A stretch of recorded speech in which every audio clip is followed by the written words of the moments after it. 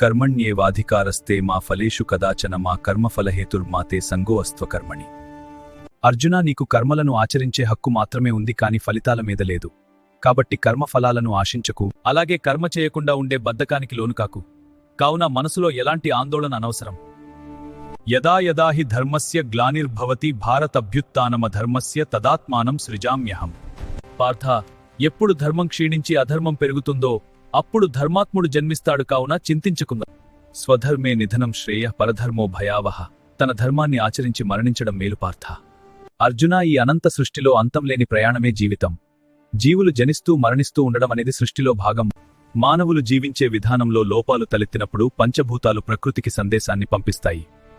అర్జున, దైవాన్ని ప్రార్థించడం ఎంత ముఖ్యమో రానున్న తరాలకు ప్రకృతిని కాపాడి అందించడం కూడా అంతే ముఖ్యం. ప్రకృతి తనని తాను రక్షించుకోవడం కోసం తీసుకునే నిర్ణయానికి భగవంతుడు కూడా తలవంచక తప్పదు పార్థ.